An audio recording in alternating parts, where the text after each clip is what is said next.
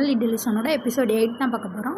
போன எபிசோடில் எப்படி முடிச்சிருப்பாங்க, அந்த டாக்டர் கூட அக்காட்டையும் நம்பிக்கிட்டேன் எனக்காக ஒருத்தரங்களை நீங்கள் கொல்லணும் அப்படிங்கிற மாதிரி சொல்லியிருப்பாரா. அதுக்கப்புறம் இங்கே காட்டுறாங்க, வெளியில் தான் அந்த கூட்டம்லாம் பிரச்சாரம் பண்ணிக்கிட்டு இருக்கேன். அவங்க அந்த பில்டிங்க்கு எதிராக நின்று கத்திக்கிட்டு இருப்பாங்களா. அப்போ இந்த கூட்டத்தில் இருக்க ஒரு மொட்டை என்ன பண்ணுவான், கல் எடுத்து அந்த பில்டிங் மேலே வீசுவான். அங்கே இருக்கவங்க மேலே ஜன்னல் உடச்சிட்டு உள்ளே விழுந்துடும். அவங்க என்ன பண்ணுவாங்க, கடுப்பாயிட்டு திருப்பி கல் எடுத்து இவங்க மேலே வீச என்ன ஆகுது, இந்த கல் வந்து லீடர் மேலே விழுவுற மாதிரி வரும். அதனால அந்த லீடர் கீழே விழுந்துருவாங்க. கீழே விழுந்து தலையில் அடிபட்டு அப்படியே மயங்கிடுறாங்க. அந்த லீடரை தூக்கிட்டு வைலன்ஸ் எல்லாம் தப்பு உங்களுக்கு தெரியாதடா அப்படின்னு இந்த பில்டிங்கை பார்த்து கத்திட்டு இந்த கூட்டம் அப்படியே கிளம்புது.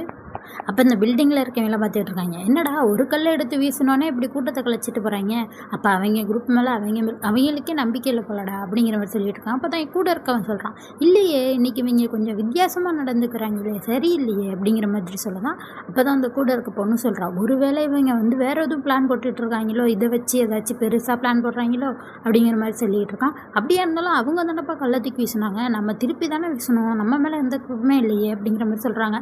அவங்க வேணுக்கு தாண்டா இப்படிலாம் பண்ணிக்கிட்டு இருக்காங்க அப்படின்னு பேசிகிட்டு இருக்காங்க. அப்போ தான் பார்த்தா அந்த கூட்டம் லீடர் வந்து உள்ளே வச்சுட்டு வெளில அங்கே கூட்டம் கத்திக்கிட்டு இருக்கு, லீடருக்கு என்னாச்சு அப்படின்ற மாதிரி. அப்போ தான் அந்த லீடர் கூட இருக்க இன்னொருத்தன் வந்து உள்ளே வந்து பார்க்குறான் லீடருக்கு என்னாச்சுன்னு சொல்லிட்டு. மொட்டையும் அங்கே தான் உட்காந்துருக்கான். மொட்டை வெளில வந்துட்டு சொல்லிகிட்டு இருக்கான் இந்த குரூப் மக்கள்கிட்டலாம், இது மாதிரி நம்ம லீடர் இறந்துட்டாங்க, இதுக்கு காரணம் அந்த எதிரிங்க தான், அவங்கள நம்ம அழிச்சே ஆகணும், லீடர் கால் இல்லாதப்போ கூட நம்மளுக்காக போராடினாங்க, அதுக்கு அவங்கள பழி வாங்கியே ஆகணும் அப்படிங்கிற மாதிரிலாம் சொல்லிட்டு வெப்பன் எடுத்துகிட்டு எல்லாம் கிளம்புங்கடா அப்படின்ற மாதிரி கத்துறான். எல்லாருமே அழுதுகிட்டு வெப்பன் எடுத்துகிட்டு கிளம்புறாங்க. லீடர் கூட இன்னும் ஒரு 3 பேர் இருந்திருப்பாங்க. அவங்க பார்க்குறாங்க, என்னடா நடக்குதுங்கன்னு திருன்னு முழிச்சிட்டு இருக்காங்க. என்னாச்சுன்னு தெரில, லீடர் இறந்துட்டாங்களா இல்லை இந்த மொட்டை போய் சொல்கிறான்னு தெரில. எல்லோரும் இங்கே சண்டைப்பட கிளம்பி வந்துகிட்டு இருக்காங்க. இங்கே நம்ம மாறுவையும் அக்காவையும் தான் கட்டுறாங்க. இந்த டாக்டர் கூட தான் வந்துகிட்டு இருக்காங்க. இந்த டாக்டர் நிஜமாகவே நல்லவர் தான் போல், நிறைய பேஷண்ட்ஸுக்கு வந்து ஃப்ரீயாகவே வந்து ட்ரீட்மெண்ட்லாம் பண்ணிக்கிட்டு இருக்காரு. அப்போ தான் அந்த டாக்டர் வந்து இவங்க 2 பேரும் ஒரு ரூமுக்கு கூப்பிட்டு போகிறான். அங்கே பார்த்தா ஒரு துணியாக மூடி இருக்காங்க. இதை தான் அந்த லீடர் சொன்னாங்க அப்படின்னு சொல்லிட்டு 2 பேரும் திறந்து பார்த்தா அங்கே ஒரு லேடி. பார்த்தா அவளுக்கு கை இல்லை, தொடைக்கு கீழே கால் இல்லை, பாதி உடம்பு தான், சுற்றி உடம்பு முழுக்க பேண்டேஜாக சுற்றி இருக்குது. அவளை சுற்றி ஒரே மிஷின்ஸாக இருக்குது. அந்த மிஷின்ஸ் தான் அவளை உயிர் வாழ வச்சுக்கிட்டு இருக்கு. உடனே அப்போ தான் அவன் சொல்கிறான் அந்த டாக்டர், இவளையே நீ பேஸ்மெண்ட்டில் இருக்க மான்ஸ்டரை எப்படி கொன்னியோ அது மாதிரி தான் கொல்லணும் அப்படிங்கிற மாதிரி சொல்கிறான். உடனே மாறு கத்துறான், நீ அந்த மிஷின்ஸ் ஆஃப் பண்ணாவே அவள் செத்து போயிடுவாள்லடா, அப்புறம் ஏன் என்ன கூப்பிட்டு வர அப்படிங்கிற மாதிரி சொல்கிறான். அப்போ தான் டாக்டர் சொல்கிறான், அந்த மிஷினை நான் ஆஃப் பண்ணேன்னா இவளும் அந்த மான்ஸ்டராக மாறிடுவா, அதாவது இருக்கவா மாறிடுவா அப்படிங்கிற மாதிரி சொல்கிறான். இவங்க 2 பேரும் அதிர்ச்சி ஆகுறாங்க, என்னது ஹியூமன்ஸ் தான் அப்போ அந்த மான்ஸ்டர் ஆகுறதா அப்படிங்கிற மாதிரி கேட்டுட்டு இருக்காங்க. அப்போ தான் அந்த டாக்டர் சொல்கிறான், நான் அப்படி சொல்லலை, இவன் வந்து பிறந்ததுலேருந்து மனிதனாக தான் வாழ்ந்துட்டுருப்பான், ஆனால் இவங்களுக்கு ஒரு நோய் வந்து இறந்ததுக்கப்புறம் அவங்க இந்த மேன் ஹீட்டராக மாறிடுறாங்க அப்படிங்கிற மாதிரி சொல்கிறான். இவங்க 2 பேரும் பார்த்துக்கிட்டு இருக்காங்க, அப்படியா அப்படிங்கிற மாதிரி.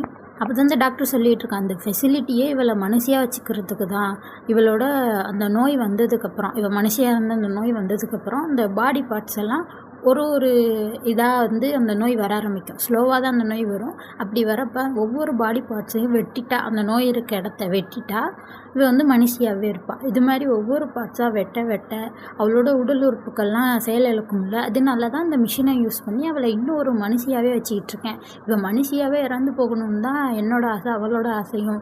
அதனால தான் நான் சொல்கிறேன் அவளை கொன்னுடு, ஏன்னா அவளோட லிமிட்டுக்கு அவள் வந்துட்டா அப்படிங்கிற மாதிரி மாறுக்கிட்ட சொல்கிறான். மாறும் அவனோட பவரை வச்சு ட்ரை பண்ணி பார்க்குறான். அவளோட இதயத்தை மாறுவால் தொட முடியுது. மாறும் சொல்கிறான், நல்ல வேலை கொல்ல முடியும் அப்படிங்கிற மாதிரி.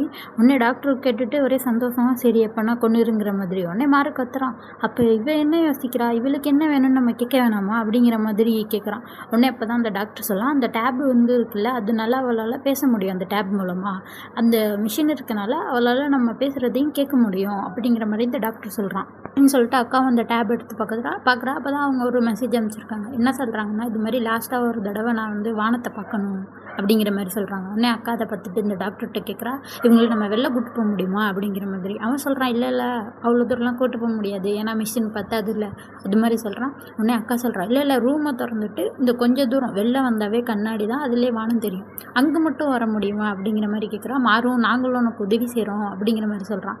இந்த டாக்டரும் பார்த்துட்டு சரி அப்படின்னு சொல்லிட்டு அந்த லக்கேஜ் எல்லாம் எடுத்துகிட்டு போவாங்களோ ஒரு தள்ளுற வண்டி, அதில் அவங்கள வச்சு அந்த மிஷினெல்லாம் எடுத்து அவங்க பக்கத்துலேயே வைங்கன்னு சொல்லிட்டு கொடுத்து எல்லாத்தையுமே எடுத்து வச்சு அவங்கள வெளில கொண்டு வந்து காட்டிகிட்ருக்காங்க. அதோட இவங்களுக்கு இப்போ காது கேட்காது, ஏன்னா அந்த ஒயரை எடுத்துட்டாங்க. இப்போ கண்ணு மட்டும்தான் நல்லா தெரியும் அப்படிங்கிற மாதிரி டாக்டரும் சொல்லிட்டு அவங்கள கூப்பிட்டு வந்து அந்த வானத்தை காட்டிகிட்டு இருக்காங்க. அவங்க அந்த வானத்தை பார்த்து ரொம்ப சந்தோஷமாக பார்த்துட்டு இருக்காங்க. அப்படியே அடுத்த சைடில் இங்கே காட்டுறாங்க. இங்கே ஒரு பிரச்சாரம் பண்ணுற இந்த குரூப் வந்து உள்ளே சண்டை போட வந்துட்டாங்களா, வந்துட்டு பார்த்தா படிக்கட்டில் ஏறுறதுக்கு வழி இல்லை, அடைச்சிருக்காங்க அப்படின்னு சொல்லிட்டு இந்த குரூப்பில் இருக்க ஆளுங்கள்லாம் சொல்கிறாங்க. இந்த மொட்டை என்னடா பண்ணுறது அப்படின்னு யோசிச்சுட்டு இருக்கான். அப்போ தான் பார்த்தா பேஸ்மெண்ட்டில் இங்கே இருக்கிறதும் இவங்களோட ஒரு ஆள் தானே அந்த பேஸ்மெண்ட்டில் இருக்கவன். அவன் வந்து நம்ம ஆளுங்கள்லாம் வந்துட்டாங்க அப்படின்னு சொல்லிட்டு அவங்க கூட போய் சேரலான்னு ஓடி வந்தால் இந்த மொட்டை வந்து அடித்து கொண்டுருவான் அவனை. இவங்க ஆளுங்கள்னு தெரிஞ்சு வேணுக்குன்னு அடித்து கொண்டுருவான். இப்போ இருந்தே தெரிஞ்சிருக்கும் இவங்க நோக்கம் என்னென்னு. இவங்க ஒன்றும் மக்களை காப்பாற்றுறதுக்காகலாம் இப்படி பண்ணல. இவங்க ஆளுங்களையே கொண்டுட்டு அந்த பேஸ்மெண்ட் வழியாக நம்ம போகலாம், இந்த கொலைகாரங்களெல்லாம் கொல்லணும் அப்படின்னு சொல்லிட்டு உள்ளே ஓடி வந்துக்கிட்டு இருக்காங்க. உள்ளே எவ்வளோ பேஷண்ட்ஸ் இருக்காங்க, அந்த பேஷண்ட்ஸ் எல்லாத்தையுமே அங்கே இருக்கவங்க எல்லோரும் கூப்பிட்டு போயிட்டுருக்காங்க. போச்சு வாங்கி வந்து லூஸ்தனமாக ஏதோ பண்ணிகிட்டு இருக்காங்க, வாங்க நம்ம எல்லோரும் கிளம்பி போயிடலான்னு சொல்லிட்டு போயிட்டுருக்காங்க. அப்புறம் இங்கே அக்காவையும் தம்பியும் அந்த லேடியும் டாக்டரையும் தான் கட்டுறாங்க. என்ன ஒரே சத்தமாக இருக்குன்னு தம்பி கேட்டுட்டு இருக்கான். டாக்டர் வந்து அது விடு, அது போட்டோம் அப்படின்னு சொல்லிட்டு இந்த வானத்தையும் அந்த லேடி பார்த்துட்ருக்காங்களா, பார்த்தது போதுன்னு சொல்லிட்டு இந்த டாக்டரை பார்த்து கண்ணை கட்டுறாங்க. டாக்டரும் அதை பார்த்துட்டு மாறுக்கிட்ட சொல்கிறான், இது மாதிரி அவங்கள கொன்னுருன்னு சொல்லிட்டு.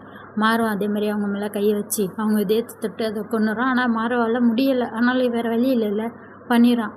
அப்புறம் மாறு சோகமாக இருக்கிறதே அக்கா பார்த்துட்டு இருக்கா. அப்போ தான் டாக்டர் சொல்லிகிட்டு இருக்கான், அவள் வந்து மான்ஸ்டராக மாதிரி இருந்தால் கூட அவளுக்கு இவ்வளோ கஷ்டம் வந்திருக்காதுல்ல, நான் தான் இவ்வளோ நாளாக அவளை கஷ்டப்படுத்திட்டு இருந்திருக்கேன் மனுஷியாக இருக்கணும்னு சொல்லிட்டு அப்படிங்கிற மாதிரி சொல்கிறான். அப்போ தான் அக்கா வந்து டேப்பில் இருக்க லாஸ்ட் மெசேஜை பார்க்குறான். அவங்க லாஸ்ட்டாக ஏதோ மெசேஜ் விட்டு போயிருக்காங்க.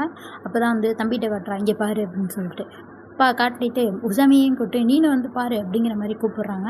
அவன் வந்து பார்க்குறான். அதில் என்ன சொல்லியிருக்காங்கன்னா, என்னை மனுஷனாகவே இருந்து கொன்னதுக்கு ரொம்ப நன்றி, ஏன்னா அவங்களுக்கும் மான்ஸ்டராக மாறுறதுக்கே பிடிக்கல. அதுக்கப்புறம் சொல்லியிருக்காங்க, நீ எனக்கு உன்னோட கண்ணை கொடுத்ததுக்கும் ரொம்ப நன்றி, ஏன்னா அவங்களுக்கு 2 கண்ணுமே போயிருக்கும். இந்த டாக்டர் தான் இவனோட ஒரு கண்ணை எடுத்து அவளுக்கு கொடுத்துருப்பான், அதுக்கும் ரொம்ப நன்றி. நீ எல்லாம் பண்ணதுக்குமே ரொம்ப நன்றி, இது நாள் வரைக்கும் அவங்கள பார்த்துக்கிட்டதுக்கு எல்லாத்துக்குமே ரொம்ப நன்றி அப்படின்னு சொல்லிட்டு லாஸ்ட்டாக ஐ லவ் யூன்னு வேற போட்டிருப்பாங்க. ஏன்னா இவங்க 2 பேருமே லவ்வர். இந்த டாக்டரும் அவங்கள தான் லவ் பண்ணிகிட்ருக்கான், அவங்களும் வந்து இவரை லவ் பண்ணுறாரா. அதை பார்த்துட்டு இந்த டாக்டர் கதறி கதறி அழுகுறாரு. இதுக்கு மேலே என்ன பண்ண முடியும், தானே ஒரே வெளியே